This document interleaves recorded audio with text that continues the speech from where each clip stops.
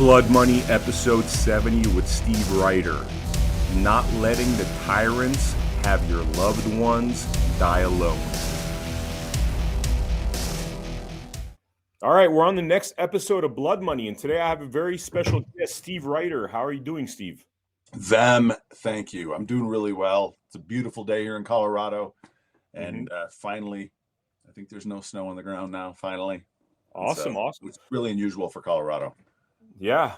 Well, that sounds great. Now, I was looking at your bio here, reading about this Never Alone project, and I got to say, it's like really powerful. Like you're telling me it's this idea of people not dying alone.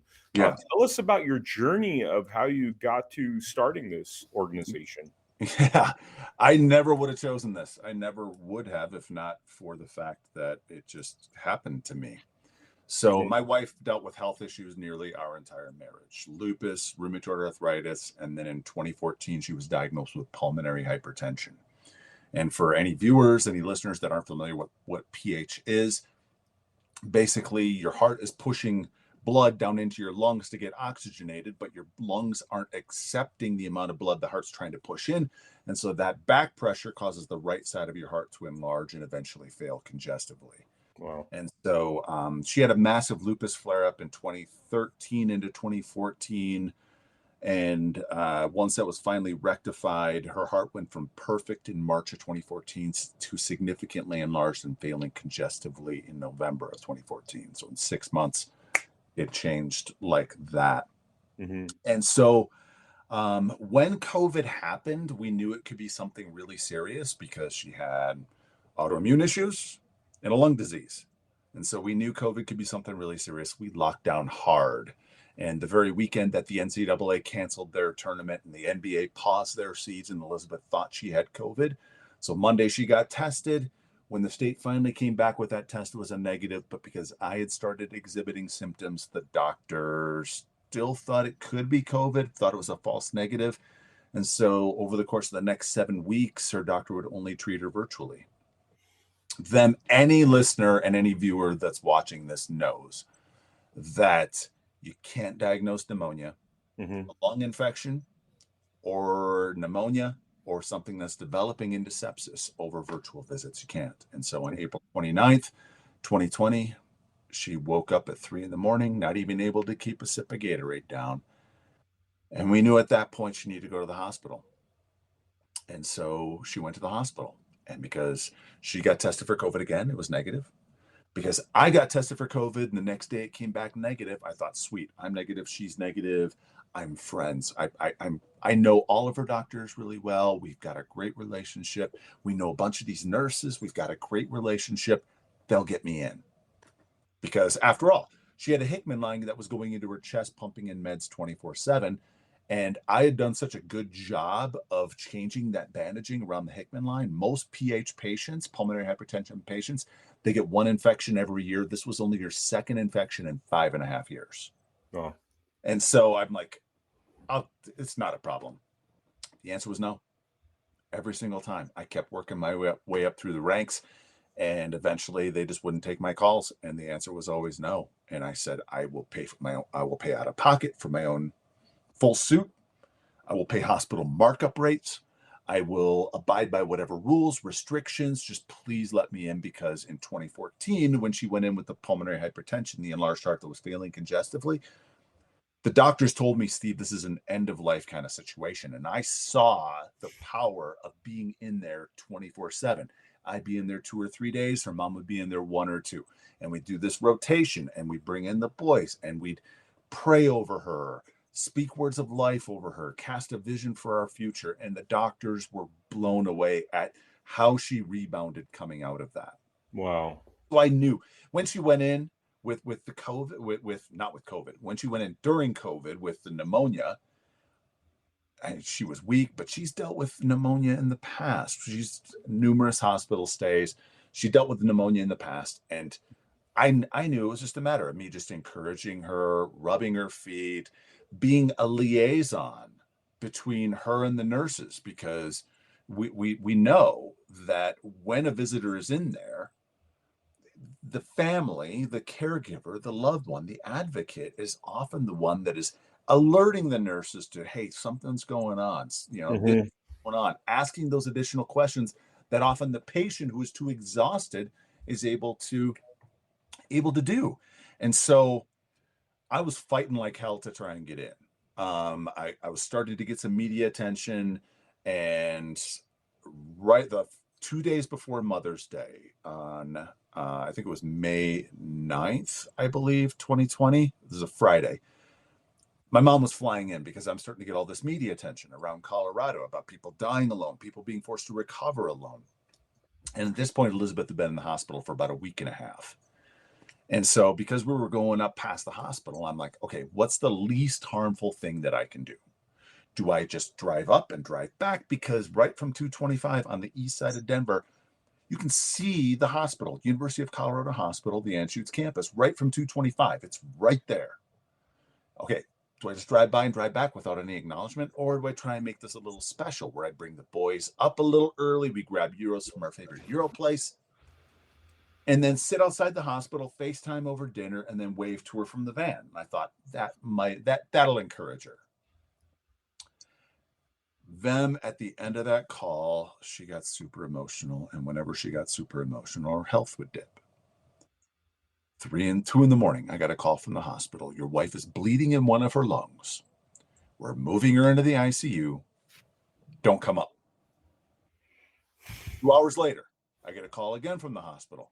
We think we've isolated it. It's a couple small arteries. Don't come up.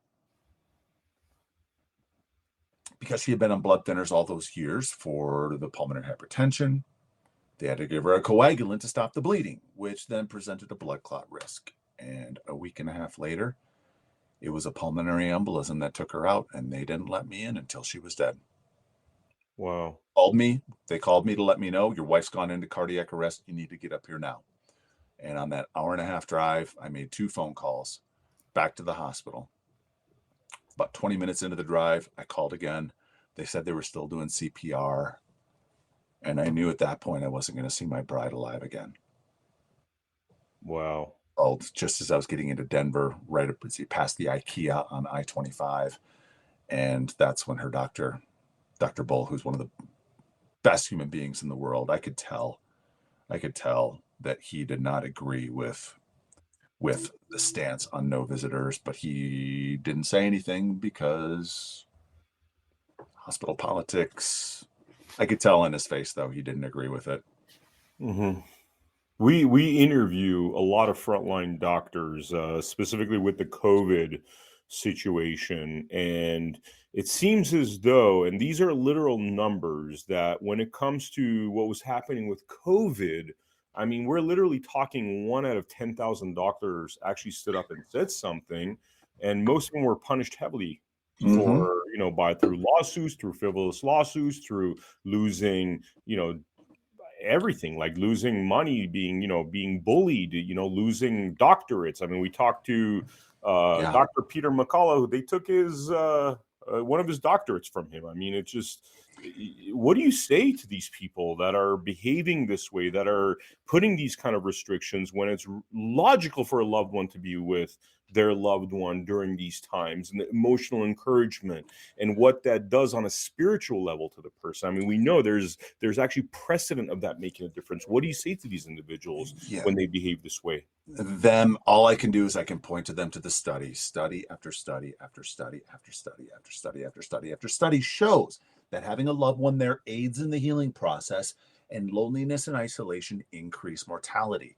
There was Mhm. one study from, I don't remember where it was from, but it was, I found it. It was lonely and socially isolated elderly patients were 2.5 times more likely to die prematurely than their most socially connected peers.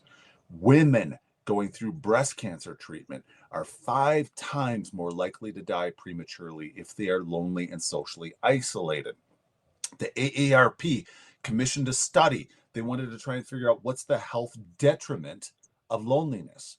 And they essentially equated it to smoking 15 cigarettes per day. Wow. Meanwhile, conversely, on the other side, having a loved one there aids in the healing process. And study after study shows it aids health outcomes, increases health outcomes by at least 50%, depending on the study. And so why are they doing this? I'm not going to get into conspiracy theories. I'm not going to get into any intent. They know these studies.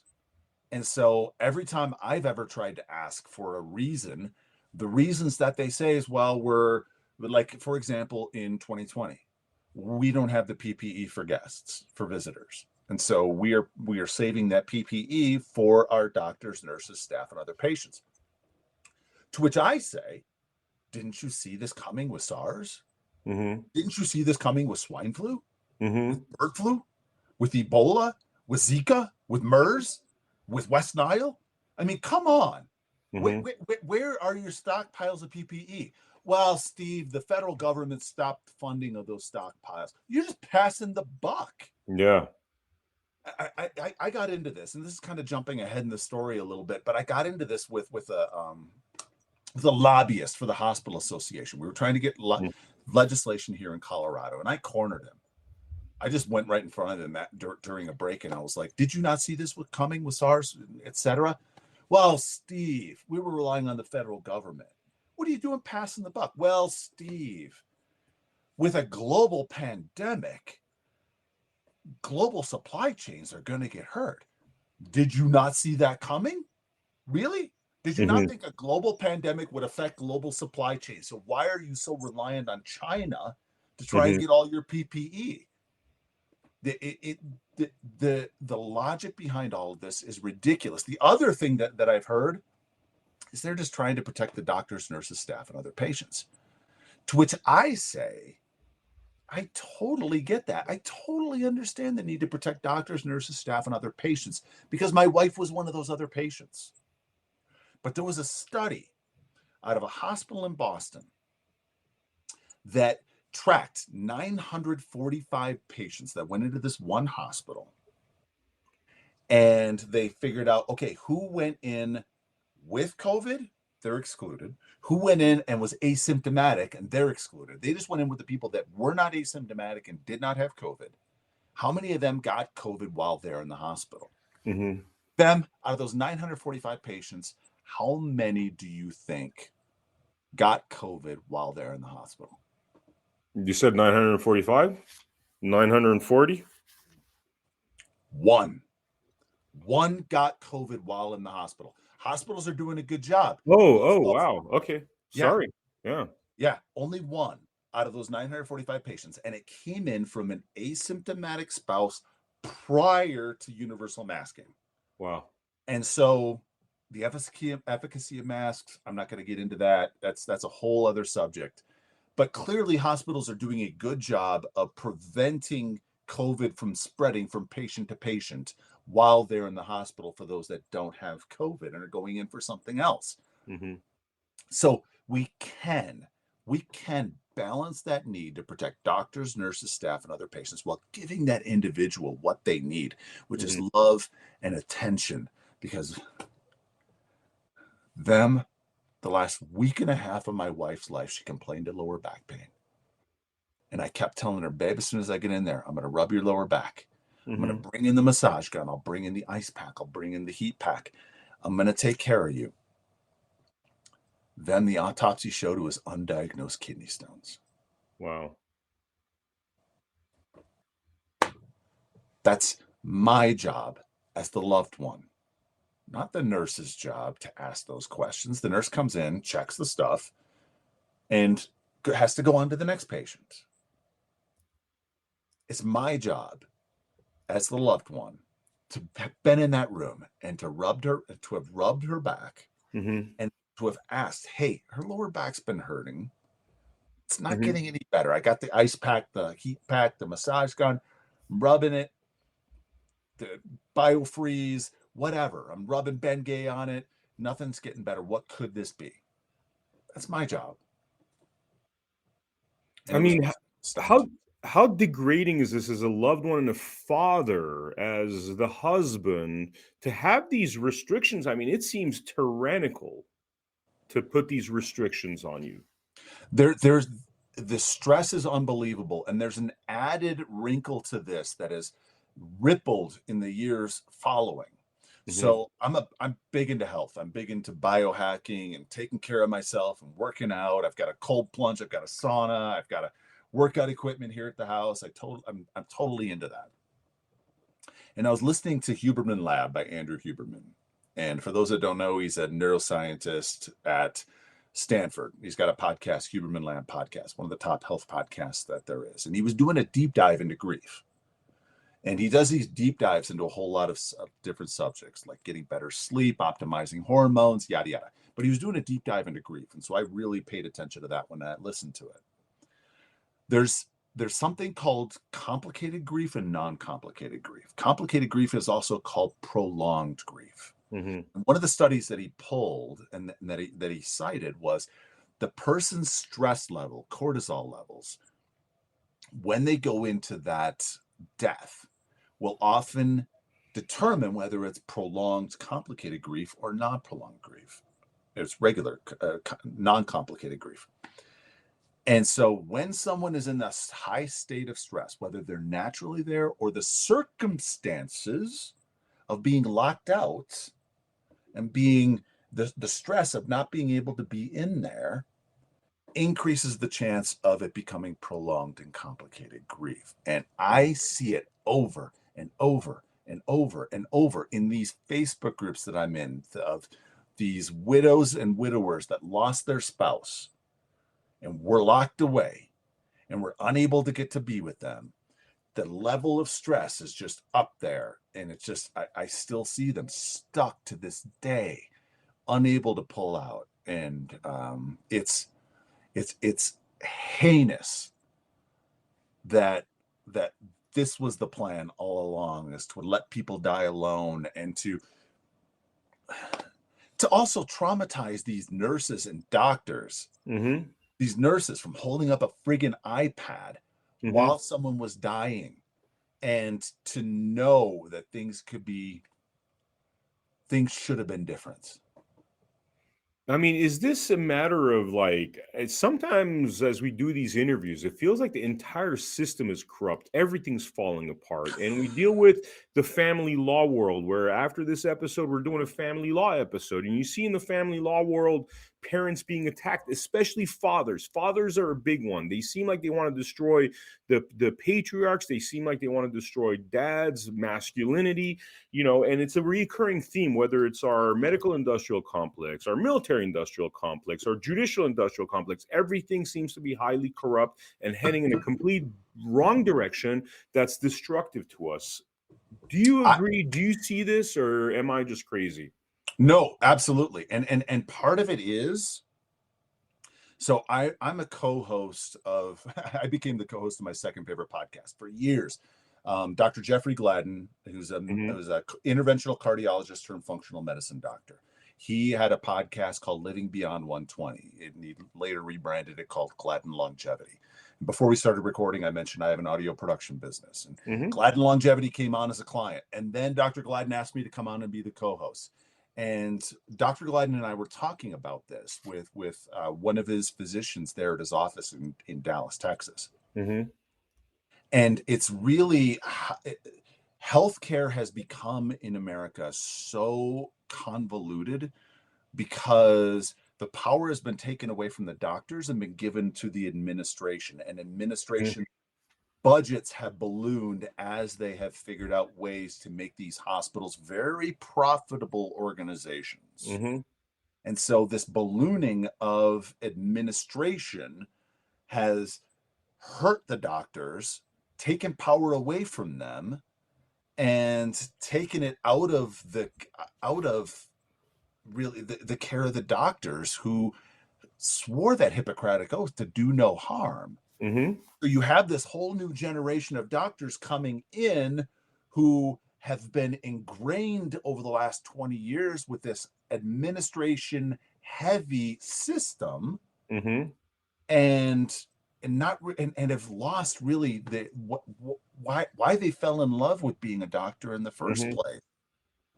And so that healthcare in this system is fundamentally broken. And them last night when I was on a call with it's a C19 widows and widowers support group, And I was on a call, and there were two stories in particular that really stood out to me.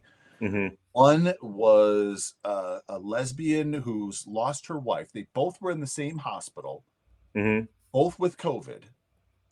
Her wife died, and she was in the very next room, only allowed to see her wife once. Wow. I've heard of this. I've heard of this one other time. You know what's mind blowing about disease. Same disease, and they won't let them be in the same room. That way, they can support each other and love each other and hold each other and reach over when one is stronger and hold the hand and give encouragement. It is. I've heard of this a couple other times, and it is so infuriating that these hospitals likely, I'm assuming likely, are billing for individual rooms to try and maximize the amount of money that they're getting, and so they're keeping these couples separate. Sadistic. I mean, one of the things I wanted to mention, sorry, I tried to interrupt you earlier, but I felt this passionate fervor to mention this. You said that you don't want to get into conspiracy theories. Let me get into some conspiracy truths. We actually have a show on our America Happens network called Conspiracy Truths by the wonderful Mindy Robinson.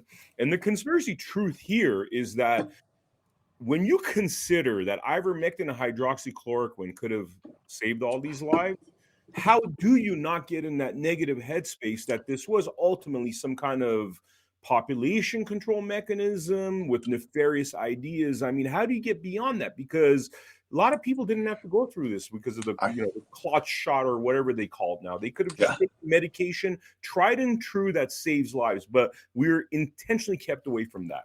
The reason I'm able to that population control not think that is because they were making a hell of a lot more money with remdesivir. Yeah, I know. They were making a lot more money with remdesivir. With remdesivir, it's all about the money that Gilead was making and the hospitals were billing, and just, that's where that came in. Yeah, and you get into other things like the opiate epidemic, doctors overprescribing when they know this stuff kills people for the last 30 years, 100,000 or so deaths a year. And, you know, I'll use the words of a doctor. I'm not going to say this myself. I just interviewed Dr. Levy, who is one of the frontline doctors that since day one has been fighting, you know, the scamdemic or pandemic or whatever you want to call it. And he says that medicine is the greatest fraud. Modern medicine is the greatest fraud in modern history. What do you say to that? I've heard Peter Diamandis, who's a well-known entrepreneur, co-host of my favorite podcast, Exponential Wisdom by Peter Diamandis and Dan Sullivan. I've heard Dr. Jeffrey Gladden talk about this. I've heard numerous others. In America, we don't have a healthcare system. We have a sick care system. We're managing symptoms. We're managing sicknesses. We're not attacking the fundamental things that keep people healthy. It's one of the reasons, Vem, why I am so passionate about my health. Why Sunday and Monday this week, I hopped in my cold plunge for 3 minutes in sub 40-degree water because I understand the health benefits of that. Why yesterday I was in my sauna. Why right now my sauna is fired up. So as soon as I'm done with this, I'm going to hop in my sauna and sweat for 45 minutes. Nice. Just before this interview, I hopped on my Carol bike. So it's a high hit training bike that essentially gets the equivalent of a 45-minute jog and a 10-minute bike ride. And I've stacked that with a LiveO2 Extreme. So I'm using low oxygen environment and high oxygen environment to really train my body to utilize oxygen better. I don't want to be in a hospital. I for no reason whatsoever want to go to a hospital and get anything done because I want to take good care of myself. I've seen way too many people that have died because of the COVID protocols, which are nefarious. The way in which they just put people into these cookie cutter. Okay, you're getting remdesivir. Oh, all of a sudden, while your body starts failing, okay, now we're going to ventilate because the remdesivir was damaging your organs. Now we're going to ventilate you, and we're going to overdo stuff, and we're going to, oh, look, all this kickback money we're going to be getting from the government. Hey. Yep. You know what? Like it's so repugnant. I mean, Nazis were getting paid to kill people. This is a different level. Financial incentive. Did the Nazis get like a financial incentive per dead gypsy or Jew. I mean, it's insane. It's insane. It's like looking at this from a bird's eye view, I fail to see what the difference between this atrocity is versus the last, 5,600, 6,000 years of human history where some tremendously Yeah. atrocious things have happened. But I actually think this is the worst. I think this is the worst. The numbers, everything considered, it's the worst. It's awful. Vem, you mentioned the military industrial complex. I would suggest that you add what Eisenhower wanted to put into his farewell address, which was congressional military industrial complex. He wanted to add that congressional, but some of the top aides implored him to remove it. And we need to be adding that back in, because in this case, it is the congressional healthcare industrial complex. Really, it's a congressional healthcare pharmaceutical complex, which is a big part of why this thing went so bad. Yeah. It's because you had Congress getting money from pharma and from the healthcare system, and everyone's all in bed together and causing this massive clustered mess. Yeah, and you have the government knocking on your door saying, "Hey, I'm here to help you." And remember what Ronald Reagan said about the government knocking on your door. It's the worst freaking news you could ever hear. Hey, I'm the government. I'm here to help you. Steve, you've had a remarkable history beyond this immense tragedy that you've dealt with in terms of the work you've done with Family Talk and the podcast. Yeah. Let's talk about that for a little bit. Tell us about your history. And, it sounds like you're part of the biggest podcast, one of the biggest podcasts or radio shows in American history. Yeah. So when I was in college, I grew up in South Central Wisconsin, and I went to, I ended up finishing school at Madison Media Institute. And during that, right as soon as I was finishing that last semester of school, I was like, what am I going to do? There's nothing here in Wisconsin. Well, I met a girl in an AOL chat room, and then met her down in Oklahoma Baptist University, where she was going to school, and her parents, for a graduation present, got me a ticket to come out and go meet them. And I fell in love with Colorado Springs. And while I was out here, they mentioned Focus on the Family was here. And I was like, Focus on the Family. Dr. Dobson. I remember Dr. Dobson. My mom was a big Dobson supporter growing up. And so I was like, what the heck? I'll just put my foot in the door. It's an internationally syndicated radio broadcast. I went to school for audio engineering and production, and I interned at a local radio station. So this really seemed to be a really great fit for me to get my foot in the door. And I did. I got my foot in the door. And just so listeners know and viewers know, 6 weeks after I moved here, the girl met another guy at school and dumped me. But one of the best that ever could have happened to me, because some incredible men and women. So I just started working my way up through the ranks at Focus, became the chief audio engineer. In 2008, we were inducted into the Radio Hall of Fame as the first religious broadcast ever inducted into the Radio Hall of Fame. That's awesome. We beat out Dr. Laura, we beat out Bob Costas, and we beat out the king of radio, Howard Stern. King of radio, yes. King of the jab over there, but hey. And so when Focus finished that leadership transition, I followed Dr. Dobson to go help start Family Talk, which our marketing company said was the largest rollout in radio history. Left in 2012, created my audio production business, Right Turn Media. We produce podcasts, radio, and audiobooks, and do some video as well. And so, it's a big passion of mine. But with Never Alone, I'm right now in the process of going through a book called Clockwork by Mike Michalowicz, about systematizing your business, handing more stuff off to your staff. That way you can take more time off. Well, my more time off is going to be is devoted to Never Alone, the Never Alone project. With Never Alone, we've seen legislation here in Colorado. We've helped with a couple other states, North Carolina. I've talked extensively with Julie Mayberry in Arkansas about the Arkansas legislation that got passed. Arkansas, in my opinion, is close to the gold standard of patients' rights visitation legislation as there is. But even there in Arkansas, there's no punishment for the hospitals, so hospitals are still locking people out. And because no one knows about it, they're still locking people out. And people that do know about it are often afraid to report it to the state. So they're breaking their own laws, you're saying, that they're locking people out and because people are ignorant of the laws. Exactly. I mean, here in Colorado, we have weak legislation, but it's legislation nonetheless. That one of my board members, Rachel Stovall, she's working part-time for the United Way right now. She sent Elizabeth's Law Elizabeth was my late wife, sent Elizabeth's Law to a number of people, and every single time it's gotten them in. Wow. I just last week, then sent no, it was Monday. It was Monday this week. I sent it off to a friend of mine who had a friend of a friend who was in the hospital and locked out alone.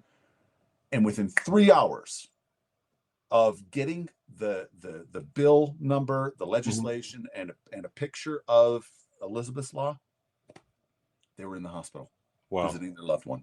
Wow. And so these hospitals are doing it with impunity because they fight like hell at the state level because they do wield a lot of power. I've got a couple friends in the state legislature and state senate that have told me the second most powerful lobby at the state level is usually the hospital association behind the teachers association. Because it's such a high employer, employ so many people, and they have deep pockets for lobbying.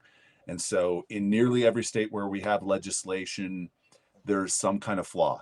Like DeSantis in Florida, champion from on high. We have no patient left alone legislation. Do you know that it only guarantees a daily 2-hour visit? Wow. This is in Florida.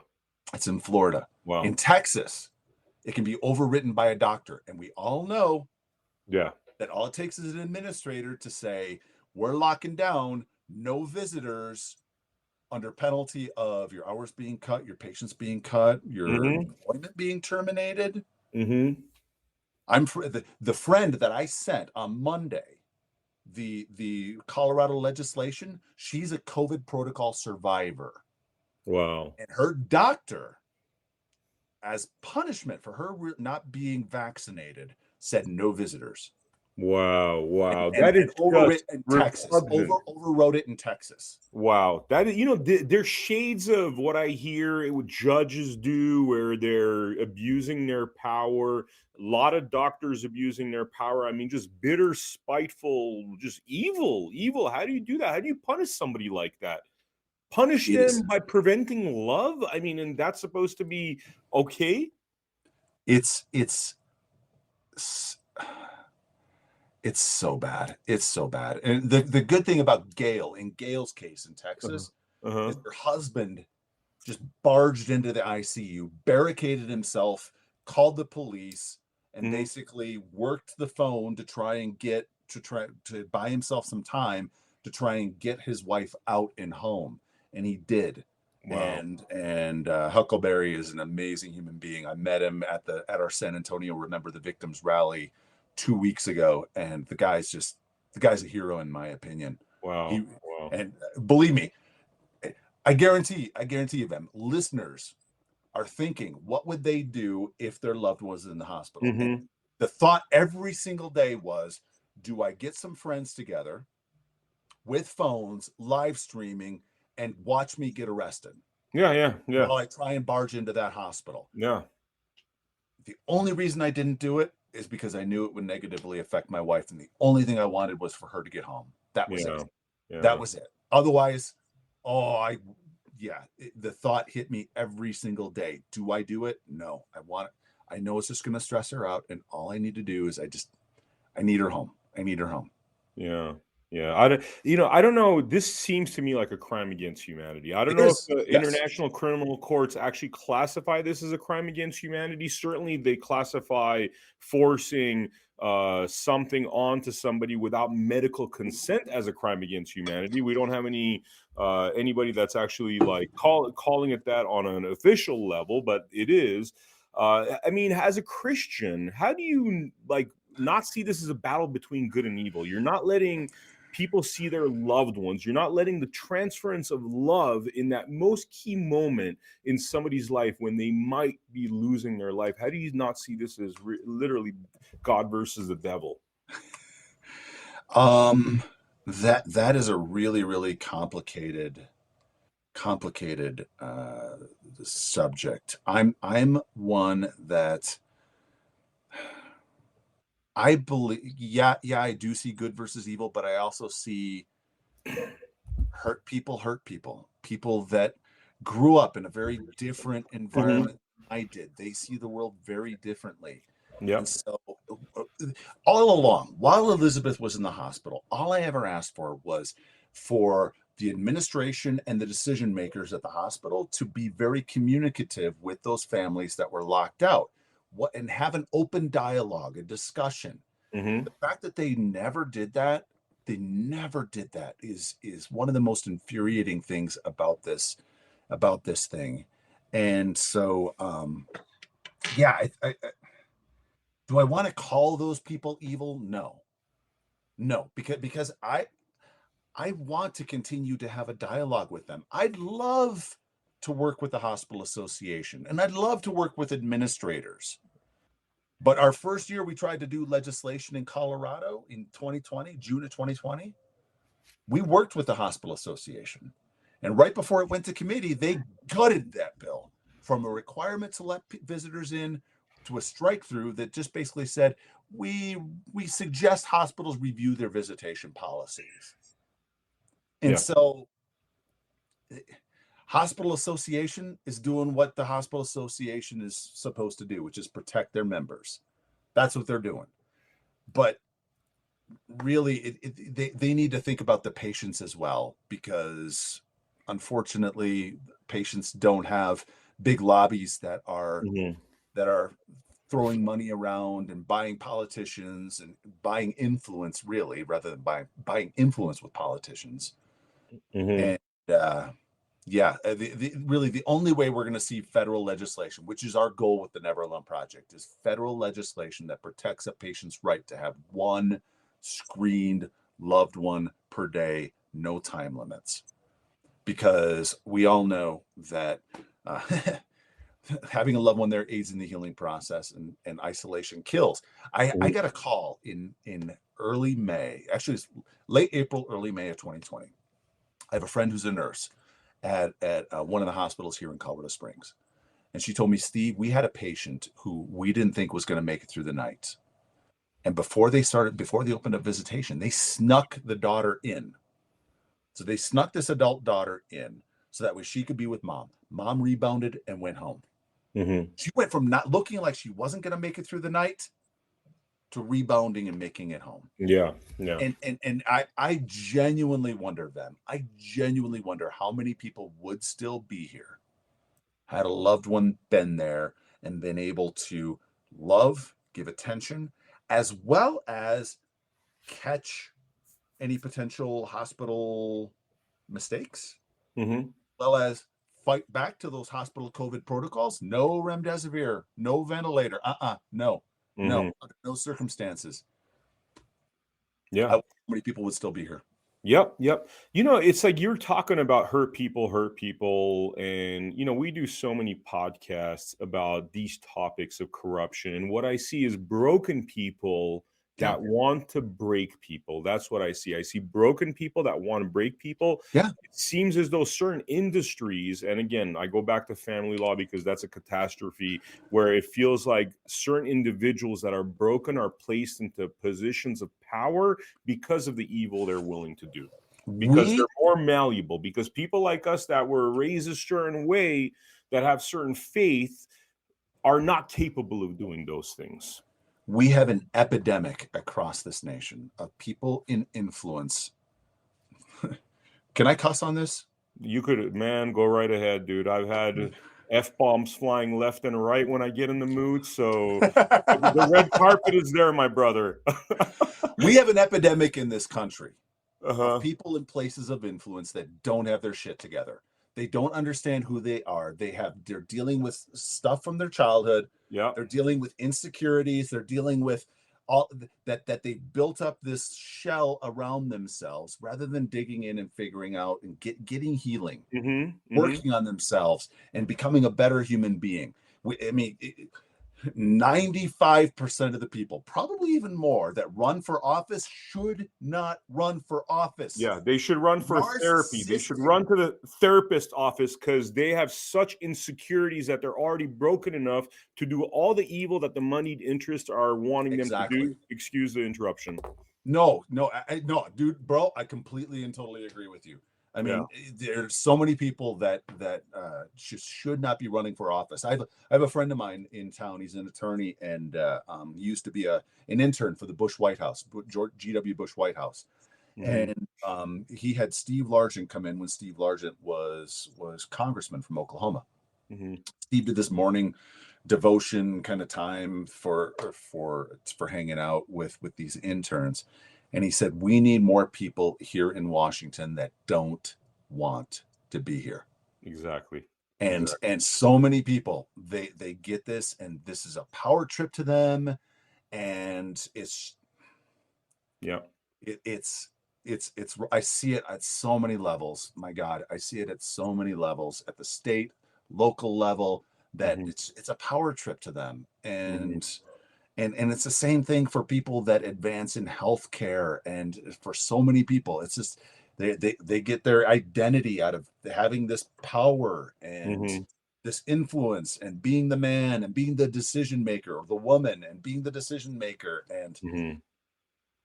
And there's it's a lack of intelligence there. There's a lack of intelligence with some of these people, that they are not the best and the brightest, because the best and the brightest often enough are not such mercenaries. It's always the less talented people that want to rise up, that are willing to do things that the more talented people, the people that with God-given talent are a lot of the time not willing to do certain things.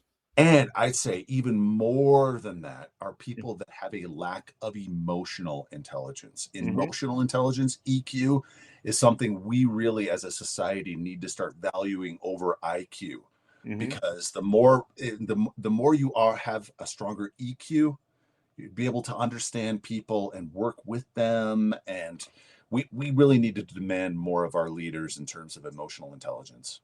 Totally, totally. Steve, this is amazing, man. Thank you so much for the work that you're doing with the Never Alone project, and certainly like just the Thank you, path Ben. you've traveled in life. I mean, it's you are a remarkable individual. Is Thank there you. anything that we didn't talk about during this episode that you'd want to mention in closing? Neveraloneproject.org. You can also go to neveralonepandemic.org. We're on Facebook, we're on Instagram, Never Alone Pandemic. And sign up for our email list. Please consider becoming a monthly supporter. We have big vision. We have a big dream of really mobilizing a grassroots community to raise awareness about this issue. If you have gone through some sort of alone situation, your aunt was in the hospital alone, your mom was in the hospital alone, you were in the hospital alone, your spouse, your kids, we want to collect those stories and really mobilize people, so that way we can see change at the state level and ultimately at the federal level, because no one should die alone.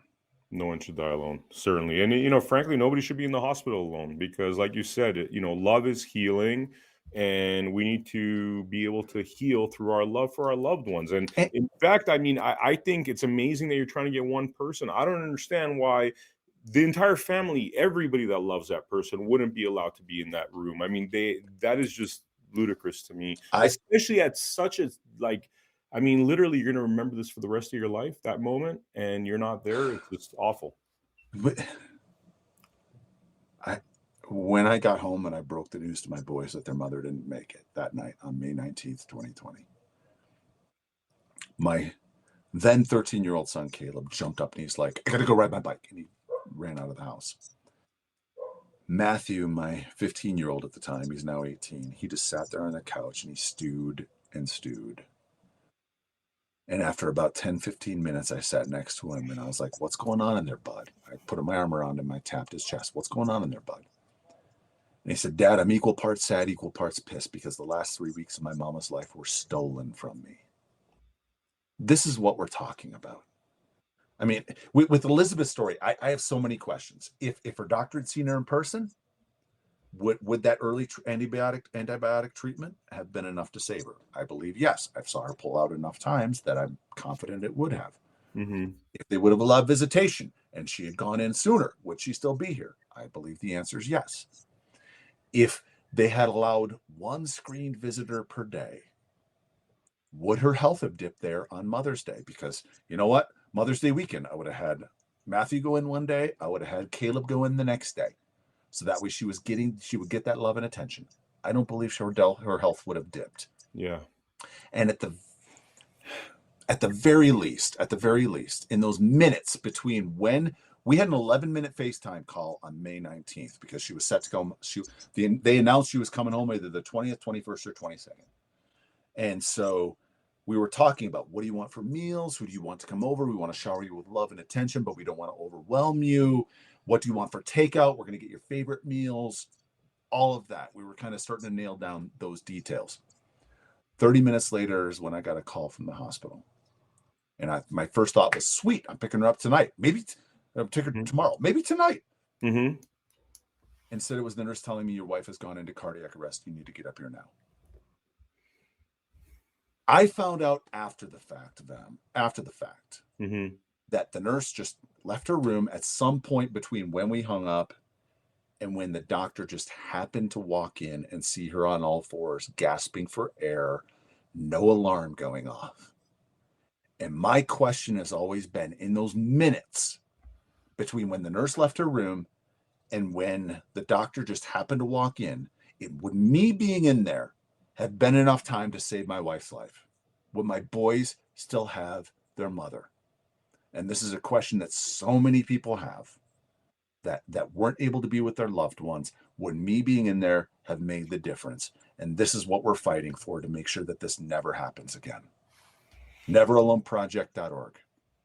Wow. Such a worthy cause. And frankly, it's very sad that you even have to fight such a logical fight. But we are living in illogical times. And frankly, without people like you, we would be even more screwed than we are.